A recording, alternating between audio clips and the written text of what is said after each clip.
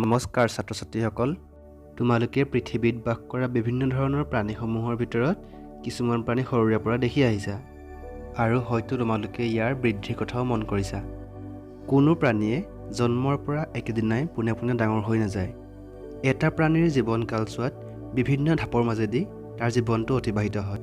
সেই একেদৰে মানুহৰ ক্ষেত্ৰতো এজন মানুহৰ জীৱন অৱস্থা কেঁচুৱা কাল, বাল্যকাল, কৈশোৰকাল, যুৱ অৱস্থা আৰু বৃদ্ধকাল এই আটাইকেইটা ধাপৰ মাজেদিহে অতিবাহিত হয়। তোমালোক যিহেতু এতিয়া অষ্টম শ্ৰেণীৰ ছাত্ৰ ছাত্ৰী, এই সময়ছোৱাই হৈছে তোমালোকৰ কৈশোৰ অৱস্থা। গতিকে এই গুৰুত্বপূৰ্ণ সময়ছোৱাতনো আমাৰ শৰীৰৰ লগত কি হয় বা কি পৰিৱৰ্তন হয়, আজি তাৰ বিষয়ে আলোচনা কৰিবলৈ তোমালোকৰ 10 নং অধ্যায় কৈশোৰ প্ৰাপ্তিৰ এই পাঠটোৰ বিষয়ে কিছু কথা আলোচনা কৰিম।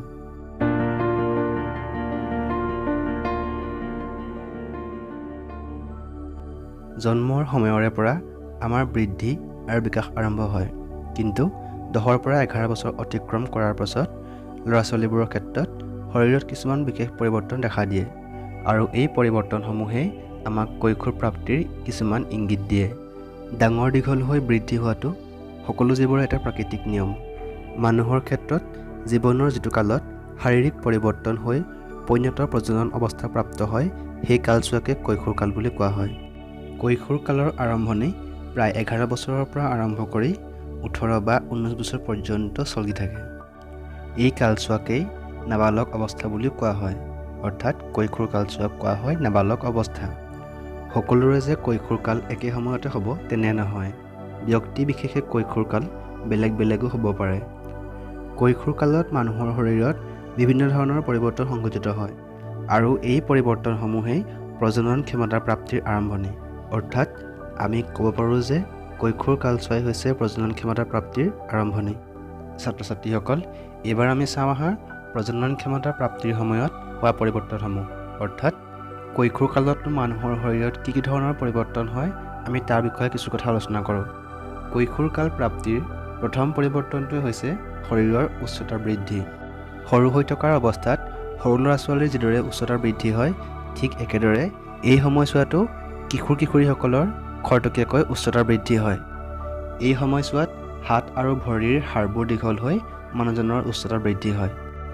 কাষৰ চিত্ৰখনলৈ মন কৰাচোন। এই চিত্ৰত শতকৰা হিচাপত ল'ৰা আৰু ছোৱালীৰ উচ্চতা দিয়া আছে।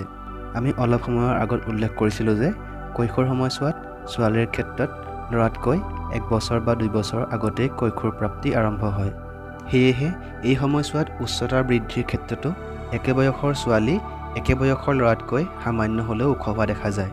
কিন্তু এটা সময়ত প্ৰায় 18 বছৰমান বয়সৰ পৰা ল'ৰা আৰু ছোৱালী উভয়ে সৰ্বোচ্চ উচ্চতা লাভ কৰে। এই উচ্চতাৰ বৃদ্ধিও সকলোৰে ক্ষেত্ৰত একে নহয়। কিছুমানৰ হঠাতে বৃদ্ধি হয় আৰু তাৰ পাছতে বৃদ্ধিৰ হাৰ ক্ৰমে হ্ৰাস হয়, কিন্তু কিছুমানৰ আকৌ বৃদ্ধিৰ হাৰ ক্ৰমান্বয়ে হয়। শৰীৰৰ উচ্চতা বৃদ্ধি আমি খোৱা খাদ্যৰ ওপৰতো কিছু পৰিমাণে নিৰ্ভৰ কৰে। তাৰোপৰি উচ্চতা বংশানুক্ৰমিকভাৱে পিতৃ মাতৃৰ পৰা আহৰণ কৰা জিনৰ ওপৰতো নিৰ্ভৰ কৰে। কৈশোৰ কালত দেখা দিয়া শৰীৰৰ দ্বিতীয় এটা পৰিৱৰ্তন হৈছে শাৰীৰিক আকৃতিৰ পৰিৱৰ্তন।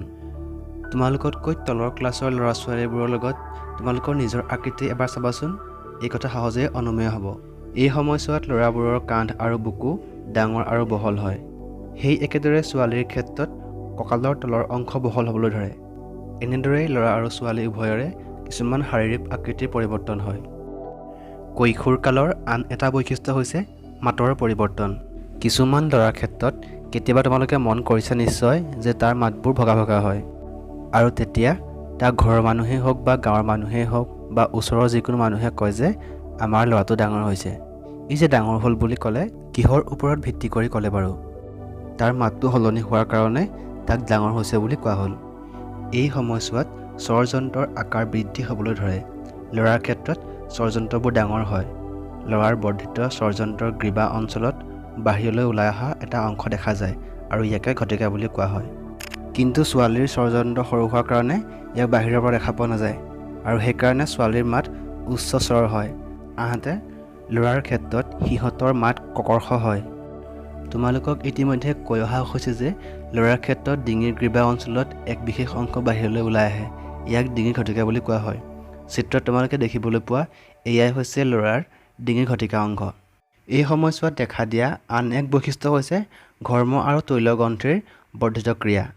প্ৰজনন ক্ষমতাৰ প্ৰাপ্তিৰ সময়ত ল'ৰা ছোৱালীসমূহৰ এই গ্ৰন্থিসমূহৰ নিঃসৰণ বৃদ্ধি পায়।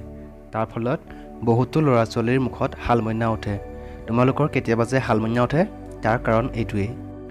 আমাৰ শৰীৰত কিছুমান গ্ৰন্থি যেনে ঘৰ্মগ্ৰন্থি, তৈলগ্ৰন্থি, লালতী গ্ৰন্থি আদিয়ে নলিকাৰ দ্বাৰা ৰস নিঃসৰণ কৰে।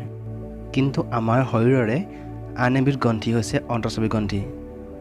সেই গ্ৰন্থিসমূহৰ অন্তৰ্গত পিটুইটাৰী গ্ৰন্থি, থাইৰয়ড গ্ৰন্থি, এড্ৰিনেল গ্ৰন্থি আদি গ্ৰন্থিসমূহে কোনো নলিকাৰ সৃষ্টি নকৰি প্ৰত্যক্ষভাৱে হৰম'ন তেজৰ সোঁতত নিঃসৰণ কৰে। যিহেতু এই অন্তঃস্ৰাৱী গ্ৰন্থিসমূহে কোনো নলিকাৰ সৃষ্টি নকৰে, সেইকাৰণে এই অন্তঃস্ৰাৱী গ্ৰন্থিসমূহক কোৱা হয় নলিকাবিহীন গ্ৰন্থি। কৈশোৰ কালৰ আন এটা বৈশিষ্ট্য হৈছে যৌনাংগৰ বিকাশ। তোমালোকে ইতিমধ্যে ইয়াৰ আগৰ পাঠত পুৰুষ আৰু মহিলাৰ বেলেগ বেলেগ যৌনাংগৰ কথা পঢ়িবলৈ পাইছিলা। এই সময়ছোৱাতেই পুংজননাংগসমূহ যেনে লিংগ আৰু অণ্ডাশয়ৰ সম্পূৰ্ণ বিকাশ হয়।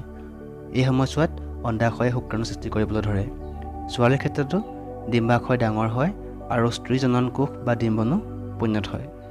কৈশোৰ কালত দেখা পোৱা পৰিৱৰ্তনসমূহৰ ভিতৰত আন এটা উল্লেখযোগ্য পৰিৱৰ্তন হৈছে মানসিক, বৌদ্ধিক আৰু আৱেগিক পৰিপক্কতাৰ প্ৰাপ্তি। এই সময়ছোৱাত কিশোৰ কিশোৰীসকলৰ চিন্তা ভাৱনাৰো পৰিৱৰ্তন সাধন হয়। তেওঁলোক আগতকৈ স্বতন্ত্ৰ আৰু লগতে আত্মসচেতন হয়। তেওঁলোকৰ মনত বৌদ্ধিক বিকাশ হয় আৰু বেছি সময় চিন্তা ভাৱনাতে ব্যস্ত থাকিবলৈ বিচাৰে। প্ৰখ্যাত মনোবিজ্ঞানী ষ্টেনলি হলে কৈশোৰকালৰ এই সময়ছোৱাক ধুমুহা আৰু পীড়নৰ সময় বুলি উল্লেখিত কৰিছে। এই সময়ছোৱাতেই মস্তিষ্কৰ শিকন ক্ষমতা আটাইতকৈ বেছি হয়। ছাত্ৰ ছাত্ৰীসকল, আজিৰ এই ভিডিঅ'ত আমি প্ৰধানকৈ কৈশোৰকাল কাক বোলে, এই সময়ছোৱা আৰু এই সময়ছোৱাত দেখা কিছুমান উল্লেখযোগ্য শাৰীৰিক লগতে মানসিক পৰিৱৰ্তনৰ কথা আলোচনা কৰিলোঁ। ইয়াৰ পৰৱৰ্তী সময়ত আমি এই পাঠৰে অন্তৰ্গত আন কিছুমান গুৰুত্বপূৰ্ণ কথাৰ বিষয়ে আলোচনা কৰিম।